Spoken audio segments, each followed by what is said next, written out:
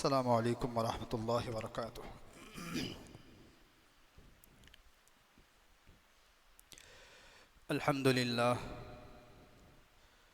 अल्हम्दुलिल्लाह नहमदुहु व नस्तईनुहु व नस्तगफिरुहु व नुअमिनु बिही व नतवक्कलु अलैहि व नऊज़ु बिल्लाहि मिन शुरूरि अनफुसिना व मिन सय्यिआति अअमालिना। मन यहदिहिल्लाहु फला मुज़िल्ल लहु व मन युज़्लिल्हु फला हादिय लहु व नशहदु अन ला इलाहा इल्लल्लाहु वहदहु ला शरीक लहु व नशहदु अन्न सय्यिदना व सनदना व मौलाना मुहम्मदन अब्दुहु व रसूलुहु व सल्लल्लाहु तबारक व तआला अलैहि व सल्लम तस्लीमन कसीरन कसीरा। अम्मा बअद फ़अऊज़ु बिल्लाहि मिनश शैतानिर रजीम। बिस्मिल्लाहिर रहमानिर रहीम। या अय्युहल्लज़ीना आमनू कुतिबा अलैकुमुस्सियामु कमा कुतिबा अलल्लज़ीना मिन क़ब्लिकुम लअल्लकुम तत्तक़ून। सदक़ल्लाहुल अज़ीम। वक़ालन नबिय्यु सल्लल्लाहु अलैहि वसल्लम शअबानु शहरी व रमज़ानु शहरुल्लाह औ कमा क़ाल अलैहिमुस्सलातु वत्तस्लीम। हर किस्म की तमाम तारीफ़ें सज़ावार हों उस खालिक़े कायनात पर जो तमाम जहानों का पालनहार है। दुरूद व सलाम हो ज़ात क़ुदसी वश्शियम साहिबुल जूदी वल करम ताजिदार हरम नबी अकरम सल्लल्लाहु अलैहि वसल्लम पर और आपकी आल और औलाद पर, तमाम सहाबा पर, ताबईन पर, तबे ताबईन पर, मुत्तबईन पर, तमाम औलिया अल्लाह पर, इसी तरीक़े से ये सिलसिला चलता रहे क़यामत तक के आने वाले तमाम मुसलमानों पर। मेरे मोहतरम अज़ीज़ दोस्तों, बुज़ुर्गों,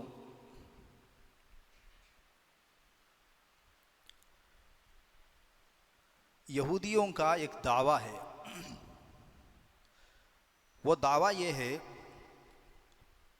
बड़ी खुशी के साथ, बड़े फ़ख्र के साथ, बड़े घमंड के साथ वो ये कहते हैं, नहनु अबनाउल्लाहि व अहिब्बाउहु, कि हम अल्लाह के बच्चे हैं, उसके पसंदीदा हैं।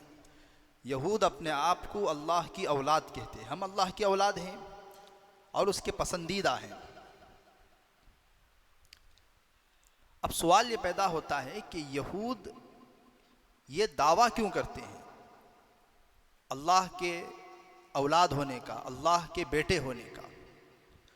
उसकी वजह ये है कि तौरात में एक मर्तबा अल्लाह ने यहूदियों को बराह रास्त खिताब करके इरशाद फरमाया। तौरात जो अल्लाह की किताब है, उस अल्लाह की किताब के अंदर अल्लाह ने यहूदियों को एक मर्तबा बराह रास्त खिताब करके, बराह रास्त खिताब कहते हैं ऐ यहूदियों, ऐ बनी इसराइल।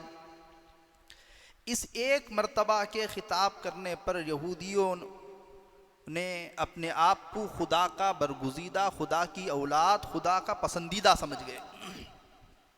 लेकिन कुरान मजीद के अंदर अल्लाह रब्बुल इज़्ज़त ने ईमान वालों को, मुसलमानों को 88 मरतबा, 80 पर 8 मरतबा बराह रास्त खिताब किया। लेकिन हम लोगों को उसका एहसास भी नहीं और उसकी पहचान भी नहीं, उसकी कोई कदर व कीमत नहीं है। हज़रत अब्दुल्लाह इब्न अब्बास रज़ियल्लाहु अन्हु मुफस्सिर कुरान फरमाते हैं कि जब भी कुरान मजीद की किसी आयत में कुरान पढ़ते पढ़ते तुम इस आयत पर पहुँचो, या अय्युहल्लज़ीना आमनू, ऐ ईमान वालों, तो फ़ौरन अलर्ट हो जाओ। अल्लाह रब्बुल इज़्ज़त बराह रास्त तुमसे खिताब कर रहा है। दुनिया के अंदर कोई ऑफिसर, कोई सियासतदान, कोई हुक्मरान किसी इंसान को बराह रास्त बुला करके, बिठा करके कोई काम कर दे, कोई बात बता दे, तो वो इतना खुश होता है कि मुझे खुद बोले थे बा, मंजे बोले उन्होंने, डायरेक्ट बोले मुझे, इस तरीके से। तो तो अल्लाह रब्बुल इज़्ज़त कुरान मजीद में इरशाद फरमाया, जिसकी आयत मैंने आप हज़रात के सामने खुतबे में पढ़ी, या अय्युहल्लज़ीना आमनू, ऐ ईमान वालो, कुतिबा अलैकुमुस्सियाम, तुम पर रोज़े फ़र्ज़ कर दिए गए। ख़बरदार, रोज़े फ़र्ज़ तुम पर जो अल्लाह ने किए हैं ये तुम पर कोई सज़ा के तौर पर नहीं, तुमसे पहले लोगों पर भी अल्लाह रब्बुल इज़्ज़त ने रोज़े फ़र्ज़ किया था। कमा कुतिबा अलल्लज़ीना मिन क़ब्लिकुम, ये पहले तुम नहीं हो कि जिनसे अल्लाह रब्बुल इज़्ज़त भूखे रहने को तलब कर रहा है, बल्कि पिछले लोगों का रोज़ा और ज़्यादा ख़तरनाक होता था। उनके रोज़े में बातचीत भी मना थी, बातचीत भी नहीं करते थे। और इसी तरीके से उनका रोज़ा मगरिब से मगरिब तक होता था। मगरिब में इफ्तार कर लिया तो फिर अगले दिन मगरिब को ही इफ्तार है। सोने से पहले कुछ खा लिया तो खा लिया, सोने के बाद आदमी फिर कुछ खा नहीं सकता था।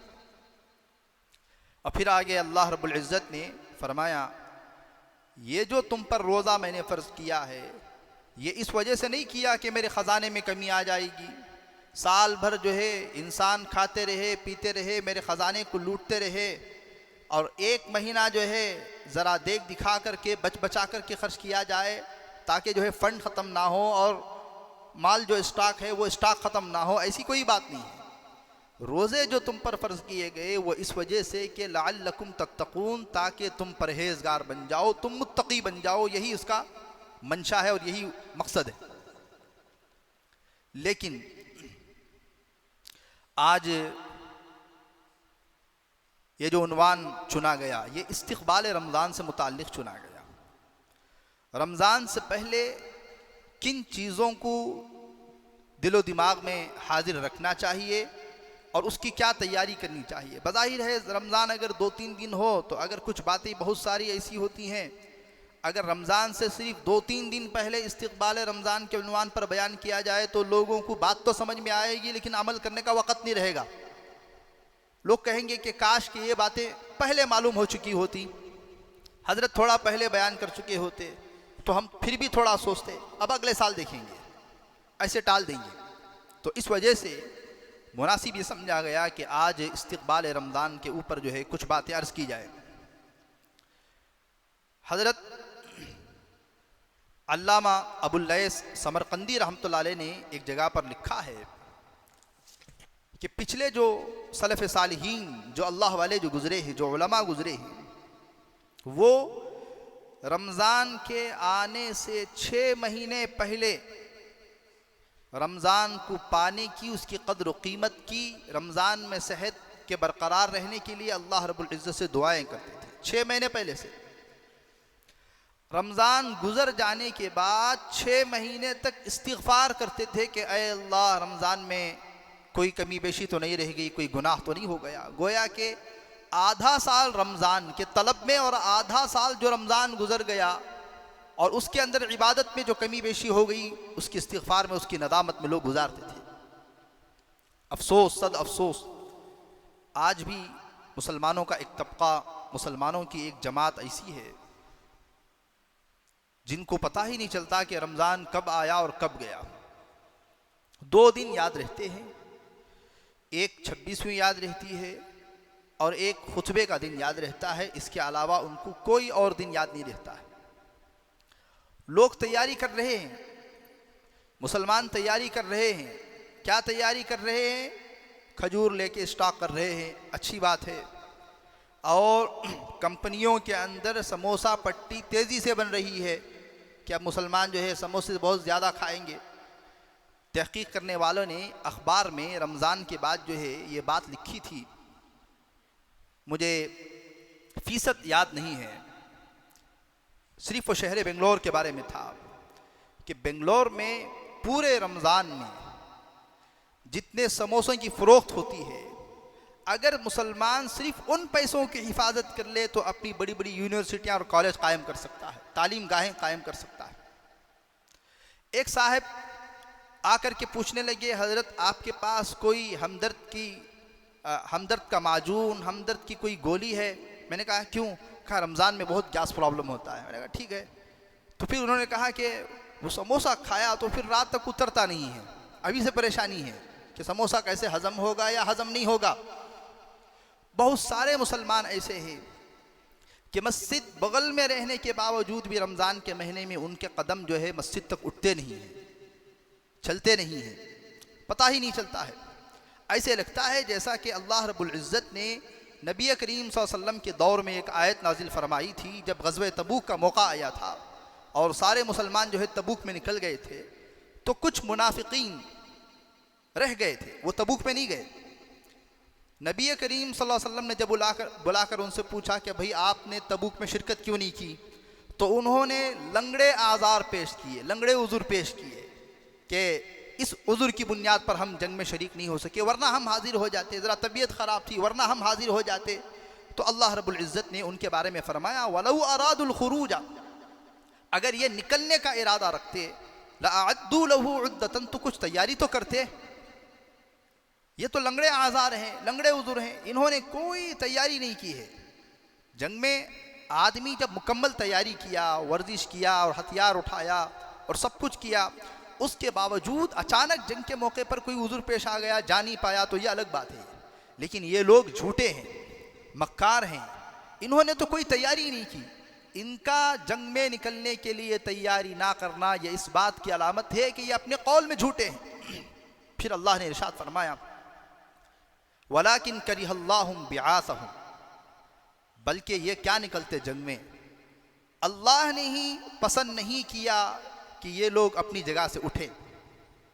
अल्लाह को पसंद नहीं था ये कमबख्त, ये नीच यहीं जमे रहें।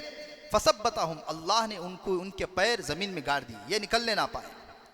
वकील क़ुदू मअल क़ाइदीन, और उनसे गोया कि ये कह दिया गया कि जैसे बीमार लोग हैं, जैसे उज़ुर वाले हैं, वो बैठे हुए हैं, तुम भी वैसे ही बैठे रहो। ये आयत जब पढ़ते हैं तो रोंगटे खड़े हो जाते हैं कि अल्लाह रब्बुल इज़्ज़त कई लोगों को रमज़ान के मौके पर गोया ये कहता है कि भाई तुमने तो कोई तैयारी ही नहीं की। रमज़ान गुजरने के बाद जो है लोग उज़ुर पेश करते हैं, ज़र्रा ये रमज़ान में तबीयत ख़राब हो गई थी, इस वजह से रोज़े ही नहीं रखे, और फुना काम आ गया था, सीज़न हो गया था, और ये हो गया था, इस वजह से इस मरतबा रोज़े ही रखने नहीं हुआ। हर साल यही उज़ुर होता है। तो गोया कि अल्लाह रब्बुल इज़्ज़त उन लोगों के मुतालिक ये कह दिया गया कि ख़बरदार, तुम्हें रोज़ा रहने की तौफ़ीक़ ही नहीं दी जाएगी, तुम्हें मस्जिद तक कदम उठाने ही नहीं दिया जाएगा। तुम झूठे हो, तुम मक्कार हो, तुम्हारे अंदर कोई तलब और कोई अल्लाह रब्बुल इज़्ज़त की पाने की रग़बत नहीं थी, तो तुम्हारे लिए रमज़ान भी जो है आम दिनों की तरह गुजर जाएगा। ये अल्लाह रब्बुल इज़्ज़त की इरशाद आयत जो है उलमा बाज़ जगह पर लिखते हैं। हज़रत उबादा बिन सामित रज़ियल्लाहु अन्हु फरमाते हैं कान रसूलुल्लाह सल्लल्लाहु अलैहि वसल्लम युअल्लिमुना हाउलाइल कलिमात इज़ा जाअ रमज़ान अन यक़ूल अहदुना, अल्लाह के नबी अलैहिस्सलातु वस्सलाम रमज़ान जैसे जैसे करीब आता जाता हमें ये कलिमात सिखाते थे। वो क्या कलिमात हैं? दुआ सिखाते थे। अल्लाहुम्मा सल्लिमनी मिन रमज़ान वसल्लिम रमज़ान अली व तुसल्लिमहु मिन्नी मुतक़ब्बिलन, ऐ अल्लाह रमज़ान तक मुझे सही सलामती के साथ पहुँचा, मेरी सेहत अच्छी हो, मेरी ज़िंदगी रमज़ान तक बरकरार रखे। इस वजह से उलमा ने लिखा कि जैसे रमज़ान में अगर कोई इंसान मरता है तो लोग क्या कहते हैं? बड़ी अच्छी मौत मरा। जैसे रमज़ान में मरना एक सादत की बात होती है, रमज़ान में ज़िंदगी का पा जाना, ज़िंदगी का मिल जाना, ये भी बहुत बड़ी सादत होती है। हुज़ूर पाक सल्लल्लाहु अलैहि वसल्लम आम तौर पर कहीं भी आपको नहीं मिलता कि ऐसी दुआ की हो जिसमें जीने की तमन्ना जाहिर हो रही हो कि अल्लाह मैं मज़ीद जीना चाहता हूँ, मुझे ज़िंदगी अता फरमा। लेकिन रमज़ान जब करीब आता था तो हुज़ूर पाक सल्लल्लाहु अलैहि वसल्लम एक दुआ करते थे, अल्लाहुम्मा बारिक लना फ़ी रजब व शाबान, ऐ अल्लाह हमें रजब और शाबान के महीने में बरकत अता फरमा, वबल्लिगना रमज़ान, और हम सबको जो है रमज़ान तक आफ़ियत के साथ पहुँचा। ऐसा ना हो कि खुदा ना खास्ता रमज़ान आए और हार्ट की सर्जरी कर दी गई हो, रोज़े ना रख सकते हो। ऐसा ना हो कि रमज़ान करीब आए और फालिज हो गया हो, लुक़वा मार दिया हो, रमज़ान में रोज़े नहीं रख सकते हो। ऐसा ना हो कि रमज़ान करीब आए, फ़लाँ बीमारी ने जड़ पकड़ लिया हो, पूरा रमज़ान इसी में गुजर गए। नहीं, अल्लाह हमें सलामती के साथ रमज़ान तक पहुँचा और हम पर रमज़ान भी सलामती के साथ गुजारने की तौफ़ीक़ अता फरमा। इस वजह से कि एक मरतबा हुज़ूर पाक सल्लल्लाहु अलैहि वसल्लम के ज़माने में कबीला बनु खुज़ाआ के 2 लोग बैक वक्त इस्लाम लेकर के आए। एक कबीला था, कबीला बनु खुजा। दो लोग एक वक्त इस्लाम लेकर के आए। उनमें से एक जिहाद में जाकर के अल्लाह के रास्ते में शहीद हो गए, और दूसरे जो सहाबी थे वो 1 साल मजीद जिंदा रहे। अगले साल उनका इंतकाल हुआ, वो बिस्तर पर मरे। लेकिन ख्वाब में एक सहाबी ने देखा, जो सहाबी शहीद हुए 1 साल पहले वो थोड़ा पीछे हैं, और जो सहाबी 1 साल बाद में जिनका इंतकाल हुआ और जो बिस्तर पर मरे, ये इनसे आगे हैं और जन्नत के बिल्कुल दरवाजे के करीब हैं, पहुंचने वाले हैं।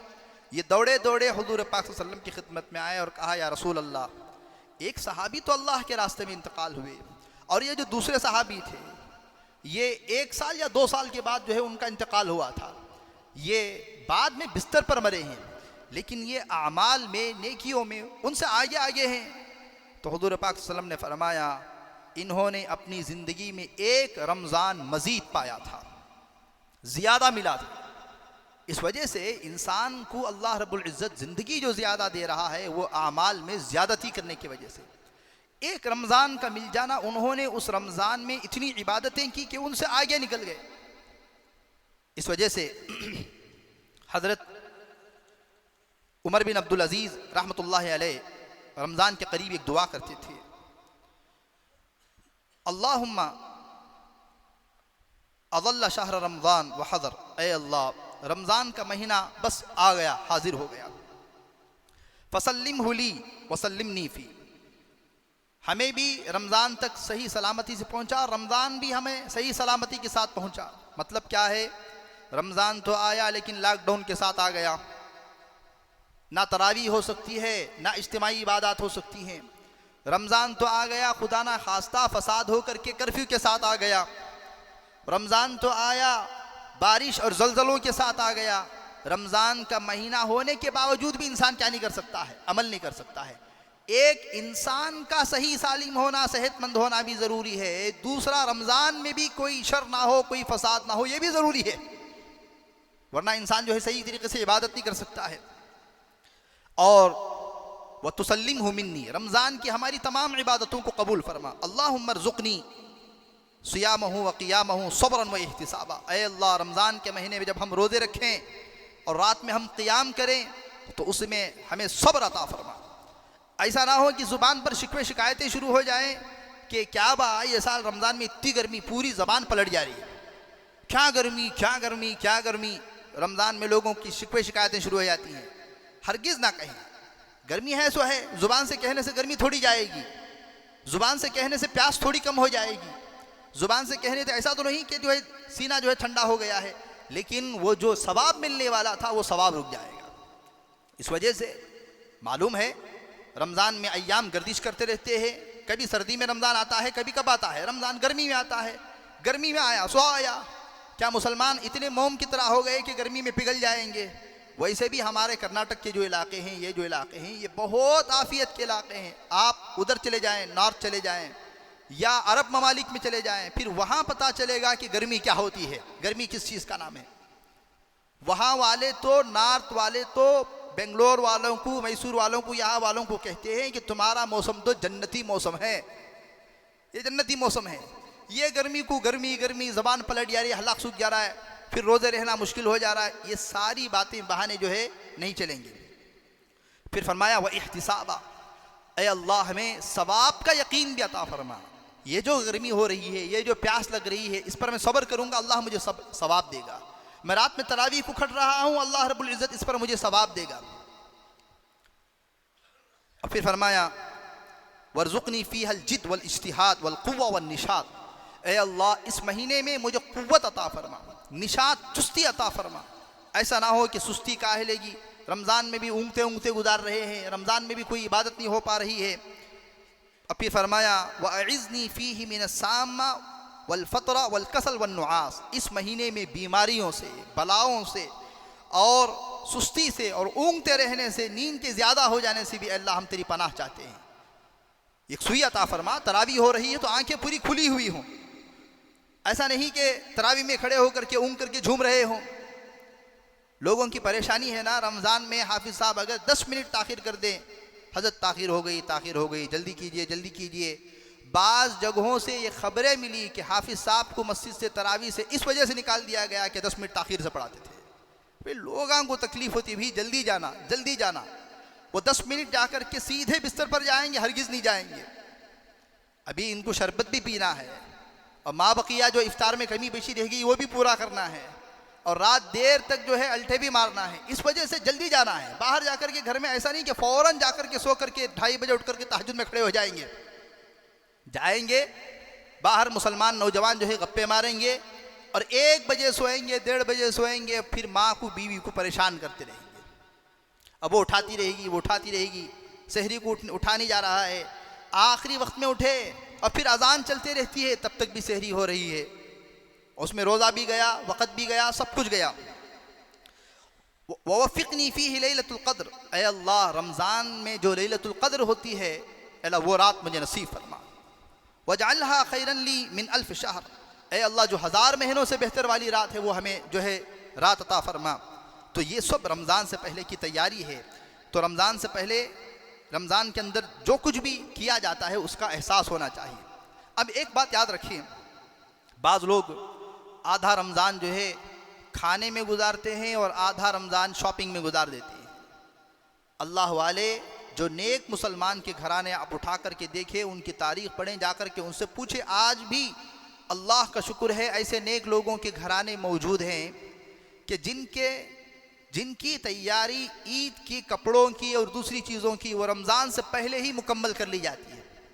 रमज़ान में बाज़ मुसलमान जो है रोज़ा इस वजह से नहीं रखते कि कल का दिन उठ करके हमें दिन में जो है शॉपिंग करने ताकत नहीं रहती, को बहुत सोच लग जाती है, ये धूप में कहाँ रोज़ा रखो, जा कपड़े देखने होता सो। इस वजह से 1-2 रोज़े, 4 रोज़े, 5 रोज़े जो है पहले दिन 2 दिन तलाश करने में गए, 1 दिन लेने में गया, फिर अगला दिन जो है थोड़ा साइज़ ऊपर नीचे करने में गया, कलर ऊपर नीचे करने में चला गया। अब फिर 3-4 दिन जो है लोगों को दिखाने में चले गए, क्या लाए, किधर लाए, आपको से कपड़े लाए हैं। अल्लाह की पनाह, एक अच्छा जोड़ा सा ले लिए जो ईद में पहनना है, रमज़ान से पहले ही अपनी पूरी शॉपिंग ख़त्म कर लीजिए। मस्तूरात से कहें कि मोहतरमा, रमज़ान में आप ख़ुद भी तकलीफ़ ना उठाएं और हमें भी आप तकलीफ़ ना दें। आप ये लें और जाएं या ख़ुद बुला करके लेकर के जाएं, जो ड्रेस होना है, जो कपड़े होना है, बच्चों को, बच्चियों को वो ले करके, जो बंगड़ी होना है, जो कुछ भी होना है, वो सारी चीज़ें लेकर के आ जाएं। खुसूसन रमज़ान का जो आखिरी का जो अशरा होता है, आखिरी के 10 दिन होते हैं, ये तो पूरी एक सुई के साथ, बाल बराबर भी पलक झपकने के बराबर इन्हिमाक के साथ इबादत के दिन होते हैं। लेकिन परेशानी ये है कि जो नया फैशन होता है, जो नया मॉडल होता है, वो आता ही 15 रमज़ान के बाद में है, उससे पहले आता नहीं है। अब लोग क्या बोलते हैं, नहीं इस साल के भी ड्रेस नहीं है, वो गए बार का पुराना हो गया डिज़ाइन जो है, और फला अभी तक नहीं आया है, माल रास्ते में है, माल जो है रास्ते में पड़ा हुआ है। देखिए हमें किसे दिखाना है। इस वजह से आज ये इरादा करें, मैं ये नहीं कहता कि आप वादा कर दें, इरादा तो कम से कम करें कि इस रमज़ान की जो शॉपिंग है वो हम रमज़ान से पहले मुकम्मल कर लेंगे, और रमज़ान आने पर पूरी तैयारी के साथ, पूरी बशाशत के साथ, एक सुई के साथ हम इबादत में जो है वक़्त गुजारेंगे। बाहर जो है घूमते रहने में, फिरते रहने में, ख़रीदते रहने में, खाते रहने में, पीते रहने में, इसमें हम वक़्त को जो है हरगिज़ ज़ाया नहीं करेंगे। हज़रात सालिहीन, सलफ़ सालिहीन की यह आदत थी कि रमज़ान आने से पहले जो है हुज़ूर पाक सल्लल्लाहु अलैहि वसल्लम कसरत से रोज़े रखते थे। अम्मा आयशा रज़ियल्लाहु अन्हा फरमाती हैं, मैंने हुज़ूर पाक सल्लल्लाहु अलैहि वसल्लम को रमज़ान के अलावा किसी और महीने में इतना कसरत से रोज़े रखते हुए नहीं देखा जितना रमज़ान में देखा है। क्यों? ताकि रमज़ान में जब रोज़े रखेंगे इंसान को जो है सुस्ती काहिलाई ना हो। पहला रोज़ा भी लग गया है, पहला रोज़ा क्या हो गया है, लग गया है, 1 साल के बाद ना रखी सो फिर दूसरा रोज़ा तो थोड़ा कम लगा है, तो 8 रोज़े लगने में चले जाते हैं। ऐसे नहीं, नबी करीम सल्लल्लाहु अलैहि वसल्लम देखिए, नमाज में फजर की नमाज है, जोहर की नमाज है, असर की नमाज है, मगरिब, इशा, इसमें फ़र्ज़ कितने रखे हैं? जोहर में 2, फजर में 2, जोहर में 4, असर में 4, मगरिब में 3, इशा में 4। लेकिन मगरिब के अलावा, मगरिब के बारे में हदीस में आ गया, जैसे ही अजान हो तो नमाज को जल्दी पढ़ो। इस वजह से अहनाफ के यहाँ, हमारे यहाँ जो है मगरिब की अजान के बाद फ़र्ज से पहले सुन्नतें नहीं हैं, लेकिन उलमा ने यह भी लिखा है कि अगर कोई मगरिब की सुन्नत पढ़ता है अजान के बाद फ़र्ज से पहले तो उसको कोसना भी नहीं चाहिए। हदीस में अल्लाह के नबी अलैहिस्सलाम से पढ़ना भी साबित है। अलबत्ता अफजल ये कहते हैं कि अजान फ़ौरन नमाज फ़र्ज में ताख़ीर ना की जाए। इसके अलावा तमाम नमाज़ों में, चाहे वो फजर हो, ज़ोहर हो, असर हो, मगरिब हो, इशा हो, अल्लाह के नबी अलैहिस्सलाम ने फ़र्ज से पहले भी नमाज़ पढ़ी है। फजर की सुन्नत के बारे में तो यहाँ तक इरशाद फरमा दिया गया कि तुम्हें कुछ भी उज़्र हो, फजर की सुन्नत जो है नहीं छोड़नी चाहिए। क्यों? उसकी वजह यह है कि इंसान पूरी रात गफलत में ज़िंदगी गुजारता है, पूरी रात गफलत में रहता है। जैसे ही फजर का वक्त आया और डायरेक्ट अगर फ़र्ज रहेगी आकर के ऊँगते हुए खड़ा रहेगा, तो फजर की फ़र्ज में इंसान बशाशत के साथ दाखिल हो, पूरी कुव्वत के साथ दाखिल हो। उससे पहले 2 रकात की प्रैक्टिस करा दी गई ताकि इत्मीनान और दिल जो है नमाज में हाजिर हो जाए। ज़ोहर की नमाज से पहले 4 रकात सुन्नत। क्यों? भी बाज़ार में रहते हो, ख़रीदते रहते हो, बेचते रहते हो, सीधे फ़र्ज नमाज में आकर के शामिल होगे तो दिल लगने में ताख़ीर हो जाएगी। 1 रकात गुजर जाएंगे, 2 रकात गुजर जाएंगे, तब जाकर के दिल नमाज की तरफ मुतवज्जे होगा। कहा नहीं, ज़ोहर से पहले सुन्नत पढ़ो। सुन्नत पढ़ करके नमाज से पहले अल्लाह के यहाँ पूरी तवज्जो कर करके, पूरा दिलो दिमाग रख करके, ताकि जो फ़राइज़ हैं, फजर है, ज़ोहर है, असर है, फ़र्ज़ में किसी किस्म की कमी कोताही और किसी किस्म की कमी बेशी ना हो। अल्लाह के नबी अलैहिस्सलाम ने इस वजह से फ़र्ज़ से पहले सुन्नतें रख दी ताकि फ़र्ज़ मुकम्मल इत्मीनान के साथ हो जाए। इसी तरीके से नमाज़ों के बाद जो सुन्नतें हैं वो सुन्नतें क्यों हैं? उलमा ने लिखा कि खुदा न खास्ता फ़र्ज़ में अगर कोई कमी बेशी बाकी रह गई, सुस्ती हुई, काहलागी हुई, तो अल्लाह रब्बुल इज़्ज़त जो बाद की सुन्नतें हैं वो सुन्नत को उठा करके ज़रा पिछले जो कमी बेशी हो गई, जो सुस्ती हो गई, आगे पीछे की पूरी नमाज़ें मिला करके एक नमाज में वज़नी बनाना था, एक नमाज को वज़नदार बनाना था। ठीक इसी तरीके से हुज़ूर पाक सल्लल्लाहु अलैहि वसल्लम की ज़िंदगी को आप देखें, आप शाबान में कसरत से रोज़े रख रहे हैं। क्यों भाई? रमज़ान आ रहा है तो ऐसा ना हो कि आदत ही ना रहे। हालांकि हुज़ूर पाक सल्लल्लाहु अलैहि वसल्लम हर महीने कसरत से रोज़ा रखते थे। अय्याम 20 के रोज़े रखते थे, 13, 14, 15 के, हर पीर और हर जुमेरात को रोज़ा रखते थे। इसके अलावा भी अल्लाह के नबी और रोज़े रखते थे।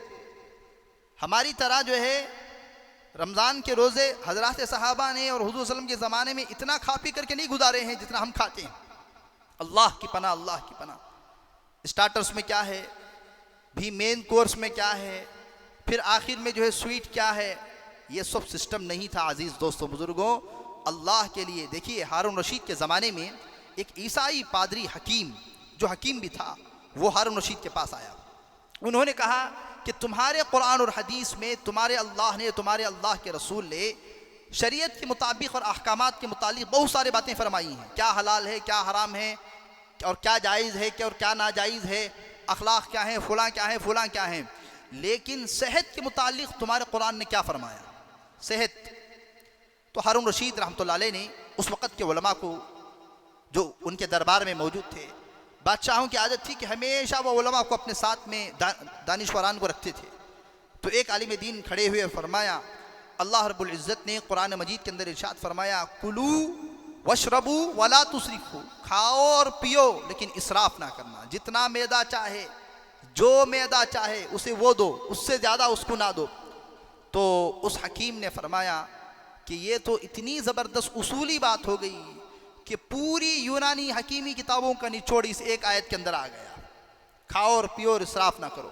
खाना पीना भी है, इसराफ भी नहीं करना है। ये बहुत लंबी इसकी तफसील है, लेकिन तफसील के लिए मौका नहीं है। फरमाया हुज़ूर पाक सल्लल्लाहु अलैहि वसल्लम ने, उन्होंने भी सेहत से मुतालिक कोई बात इरशाद फरमाई है। कहा अहादीस तो बहुत सारी हैं। एक हदीस में अल्लाह के नबी ने फरमाया, मोमिन 7 आंतों से खाता है, अंतड़ियों से, काफिर 7 आंतों से खाता है। अल्लाह का नाफरमान 7 अंतड़ियों से खाता है, लेकिन ईमान वाला सिर्फ 1 आंत से खाता है। मतलब क्या है?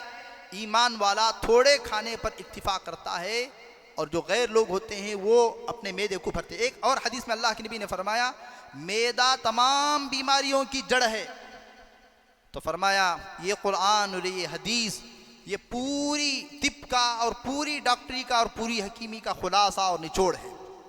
तो अजीज़ दोस्तों, बुज़ुर्गों, रमज़ान का महीना आ रहा है, उसके लिए अभी से कुछ रोज़े रहने की और कुछ देर तक नवाफिल पढ़ने की, कुरान शरीफ की तिलावत की, और अगर कोई सूरतें याद नहीं हैं तो उन सूरतों को याद करने की, दुआए कुनूत याद नहीं है तो दुआए कुनूत याद करने की, और अत्तहियात याद नहीं है अत्तहियात याद करने की। इस तरीके से रमज़ान से पहले मुकम्मल शॉपिंग कर लेने की। ये पूरी तैयारी हमारी जो है रमज़ान से पहले अगर हो जाएगी और उसके लिए दुआएं भी होती रहेंगी, अल्लाह से जो है मांगते भी रहेंगे, तड़पते भी रहेंगे, तो अल्लाह रब्बुल इज़्ज़त जो है फिर वो रमज़ान नसीब फरमाएगा जिसके बारे में फ़रमाया कि मुसलमान जो है रमज़ान गुजारते हैं और ईद की नमाज़ को जाते हैं तो वो तमाम बख्शे बख्शाए हुए हो जाते हैं और वो तमाम जो है जन्नत के हकदार बन जाते हैं। वरना जो है रमज़ान ऐसे ही आते रहे जाते रहे, 30 साल रमज़ान गुजारे लेकिन 3 गुनाह छोड़ने नहीं पाए, 30 साल जो है रमज़ान गुजारे लेकिन वो 5 गुनाह जो ज़िंदगी में रहे वो हमेशा आज तक रहे, वो हमने आज तक नहीं छोड़ा। ऐसा ना हो। अल्लाह ताला हम तमाम को अमल करने की तौफीक अता फ़रमाए और अल्लाह ताला हम तमाम को रमज़ान का महीना आफ़ियत के साथ पाने की और आफ़ियत के साथ रमज़ान का महीना गुजारने की और सेहत व सलामती के साथ, इबादत के साथ, जोहद के साथ, मेहनत के साथ, इबादत के साथ गुजारने की तौफीक अता फ़रमाए। व आखिर दावाना अल्हम्दुलिल्लाहि रब्बिल आलमीन। जिन हज़रात